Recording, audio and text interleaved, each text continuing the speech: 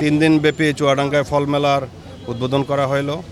আপনারা দেখেছেন এখানে চুয়াডাঙ্গায় উৎপাদিত নানান জাতের ফলের সমাহার নিয়ে আজকের এই মেলাটার আয়োজন করা হয়েছে এবং প্রত্যেকটা ফলই কিন্তু এই চুয়াডাঙ্গার মাটিতে উৎপন্ন হয়ে থাকে এবং তার যে আকার আকৃতি রং সত্যি আমি অভিভূত যে কত সুন্দর এই ফল ফলাদি জন্মে এই চুয়াডাঙ্গায়।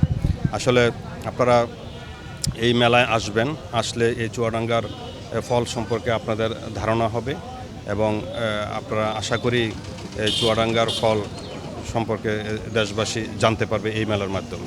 চুয়াডাঙ্গা জেলায় আজকে আমরা এই ফল মেলা উদ্বোধন করলাম। আমাদের মাননীয় জেলা প্রশাসক মহোদয় ছিলেন আমাদের সাথে প্রধান অতিথি হিসেবে। আমরা আশা করছি এই চুয়াডাঙ্গা জেলায় যে ফলগুলান এখানে আমরা সমারোহ ঘটিয়েছি সবাই দেখে এই ফল চাষে উদ্বুদ্ধ হবেন এবং দেশি ফল বেশি খাবেন।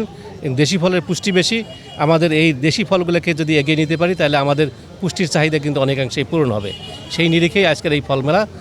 এখানে সকলের আমি আশা করছি যে সকলেই যেন এখানে এসে আমাদের এই ফল মেলা পরিদর্শন করেন এবং ফল চাষে উদ্বুদ্ধ হন।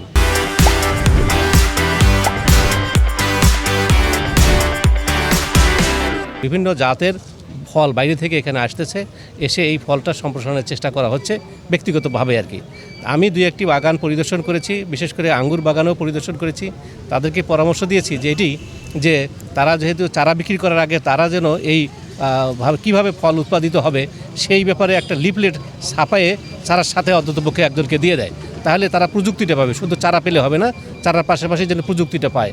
এবং এ কথাও বলেছি, যদি কখনো মনে হয় যে না আপনি সেখানে রিসোর্স পার্সন হয়ে গিয়ে তাদেরকে পরামর্শ দিয়ে তাদের বাগানটাকে সফল করতে পারেন, তাহলে কিন্তু আপনার ব্যবসাটাই ভবিষ্যতে প্রসারিত হবে। যদি আজকে আমি চারা নিলাম, ফল আগামী বছর ফল পেলাম না, তাহলে কিন্তু ওই বিষয়টাকে কেন্দ্র করে ওনার চারা বিক্রি আর হবে না। ওনার ব্যবসায়িক স্বার্থেই এই প্রযুক্তিটা সম্প্রসারণ করা দরকার।